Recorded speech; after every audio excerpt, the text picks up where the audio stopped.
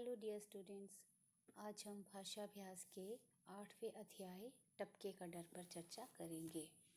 बच्चों, पाठ 8 के इस कहानी में टपके का डर में से कर्ता कारक के 3 उदाहरण लिखने हैं। सर्वप्रथम हमें पता होना चाहिए कि कर्ता कारक होता क्या है। तो बच्चों, जो वाक्य में कार्य को करता है वह कर्ता कारक कहलाता है। कर्ता वाक्य का वह रूप होता है जिसमें कार्य को करने वाले का पता चलता है। कर्ता कारक का विभक्ति चिन्ह ने होता है। तो अब बच्चों, पंडित जी ने ऐसा ही कुछ इशारा किया था। शेर ने करवट बदली तो कुछ तिनको पत्तों की आवाज़ आई। कुम्हार ने यह कहकर शेर का कान पकड़कर खींचना शुरू कर दिया। प्रिय बच्चों, ये कर्ता कारक के उदाहरण हमने किताब से लिखे हैं और ऊपर दिया गया, दादी ने पोते को उस ओर सुला दिया जहाँ पानी नहीं टपक रहा था। तो बच्चों, इसमें कर्ता कारक चिन्ह है ने। तो दादी ने, पंडित जी ने, शेर ने, कुम्हार ने। तो इसमें कर्ता कारक दादी हैं, पंडित जी हैं, शेर है, कुम्हार है। तो अब ये क्लियर हो गया है कि जो वाक्य में कार्य को करता है वह कर्ता कारक कहलाता है और कर्ता कारक का विभक्ति चिन्ह ने होता है। प्रिय बच्चों, अब हम इसे किताब में से छांट लेंगे और भी कर्ता कारक चिन्हों को अपनी अभ्यास पुस्तिका पर लिखेंगे। अब हम प्रश्न नंबर 2 की तरफ बढ़ते हैं। प्रश्न नंबर 2 में है, नीचे दिए गए वाक्यों को बोल बोल कर पढ़िए। किसी गांव में एक बुढ़िया रहती थी। आपको डर नहीं लगता? नहीं भैया, मेरे यहाँ नहीं है, रामू ने कहा। घर में छोटे बड़े कई सदस्य थे। क्या सभी वाक्य एक ही तरीके से पढ़े जाएंगे? वाक्यों को पढ़ने में यह अंतर विराम चिन्हों के कारण आया है। प्रश्न नंबर 3 में जिन विराम चिन्हों का प्रयोग किया जाता है उनमें से किस प्रकार है? तो बेटा, विराम चिन्हों के बारे में हम थोड़ी सी जानकारी हासिल कर लेते हैं। बेटा, विराम चिन्ह क्या होते हैं? विराम चिन्ह का अर्थ है ठहराव, विश्राम, रुकना। अर्थात वाक्य लिखते समय विराम को प्रकट करने के लिए लगाए जाने वाले चिन्ह को ही विराम चिन्ह कहते हैं। जब हम अपने वाक्यों को लिखते हैं तो लिखते समय हम कुछ विराम लेते हैं और विराम लेने के लिए हमें कुछ चिन्हों का प्रयोग करना पड़ता है और इन्हीं चिन्हों को हम विराम चिन्ह कहते हैं। ये चिन्ह होते हैं जैसे पूर्ण विराम, अल्प विराम, प्रश्नवाचक चिन्ह, विस्मयादि चिन्ह, योजक, उद्धरण चिन्ह। तो बच्चों, अब हम इन विराम चिन्हों पर आधारित कुछ वाक्यों को पढ़ेंगे और विराम चिन्ह भी लगाएंगे। प्रश्न नंबर 4 में विराम चिन्हों के बारे में समझाने हेतु अभ्यास कार्य दिया गया है। क पर है, तुम कहाँ जा रहे हो? बेटा, इसमें प्रश्नवाचक चिन्ह लगा है। जब हम कोई प्रश्न पूछ रहे हैं तो अंत में प्रश्नवाचक चिन्ह का प्रयोग होगा। ख, मुझे पसीना आ रहा है। इसमें कोई प्रश्न नहीं पूछा गया है, यह एक साधारण वाक्य है, इसलिए हम यहाँ पर पूर्ण विराम लगाएंगे। ताई जी बोली, आलू तो एकदम मीठे हैं। ताई जी बोली। अब हम ताई जी के बोलने को, ताई जी के संवाद को एक जैसा ही, बिल्कुल सही शुद्ध रूप में वैसा ही उठाकर रख रहे हैं, पढ़ रहे हैं, तो हम यहाँ पर उद्धरण चिन्ह लगाएंगे। हाय, अब क्या होगा? हाय के बाद विस्मयादि चिन्ह और अब क्या होगा प्रश्नवाचक चिन्ह लगाएंगे।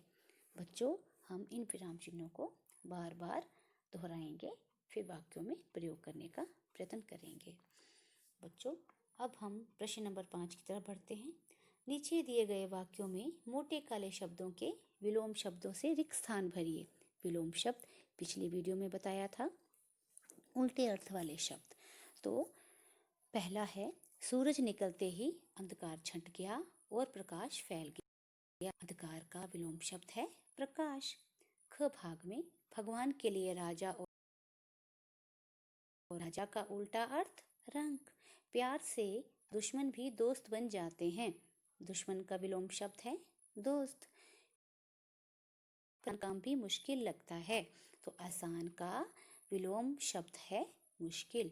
बच्चों, शब्दों अर्थात उल्टे उल्टे अर्थ वाले शब्दों को लिख लिख कर याद करेंगे। प्रश्न नंबर 6 में शब्दों के दो दो पर्यायवाची शब्द छांट कर लिखने हैं। तो पर्यायवाची शब्द, अन्य नाम, समान अर्थ वाले शब्द।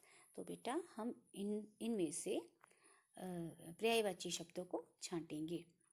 क पर अंधेरा, तम अंधकार, आकाश गगन अंबर, वर्षा बरसात, बारिश, फूल पुष्प, सुमन।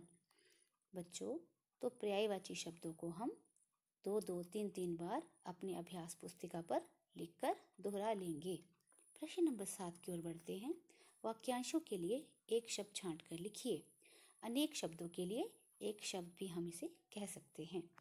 नंबर क, जो ईश्वर में विश्वास रखता हो। आस्तिक, जिसका मूल्य बहुत अधिक हो। बहुमूल्य, जिसे कहा ना जा सके। अकथनीय, सप्ताह में एक बार होने वाला। साप्ताहिक, जिसको भय ना हो। निर्भय। अनेक शब्दों के लिए एक शब्द अथवा वाक्यांशों के लिए एक शब्द हमें लिख लिख कर दोहरा लेने हैं।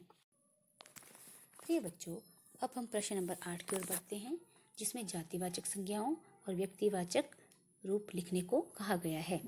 जानवर, महिला, पुरुष, सब्जी, ये चारों जो है जातिवाचक संज्ञाएं हैं और इनके नाम व्यक्तिवाचक रूप कहलाते हैं। जानवरों के नाम भालू, चीता। महिला का नाम लीला, रीटा। पुरुष के नाम राजेश, हिमेश। सब्जियों के नाम बैंगन, करेला। तो बच्चों अब हमें अपनी भाषा माधुरी की किताब से अन्य जातिवाचक संज्ञाओं और व्यक्तिवाचक रूप का पता लगाना है। प्रश्न नंबर 9 में निम्नलिखित शब्दों के लिए 2-2 विशेषण लिखिए। शेर, बड़ा, खूंखार। झोंपड़ी, टूटी फूटी, छोटी। जंगल, घना, डरावना। कुम्हार, मेहनती, गरीब। पुत्र, आदर्श, लायक। हम स्वविवेक से भी अन्य विशेषण शब्द लिख सकते हैं। प्रश्न नंबर 10 में है, नीचे दी गई शब्द सीढ़ियों को चित्रों की सहायता से पूरा कीजिए। तो बच्चों यहाँ पर कुछ चित्र दिए गए हैं, हमें उन्हीं चित्रों को देखकर शब्द सीढ़ी को पूरा करना है। जैसे मकान, बटन, बढ़ना, पकाना, पलंग, पतंग, नमक, सड़क, सरक, पालक, पालकी, खिड़की। प्रिय बच्चों, अब हम प्रश्न नंबर 11 की ओर बढ़ते हैं, जिसमें दृश्य के आधार पर एक अनुच्छेद लिखना है।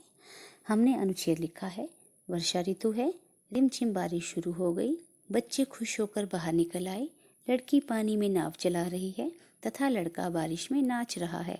एक छोटा लड़का घर की खिड़की से झांक रहा है। मोर भी खुश होकर नाचने लगा। मेंढक टर टर करने लगा।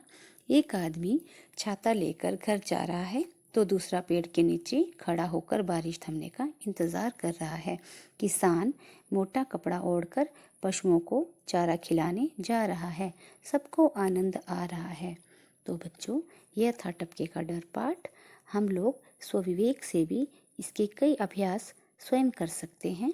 अतः आप इन प्रश्नों को लिख लिख कर दोहराएं तथा जानकारी हासिल करें। धन्यवाद।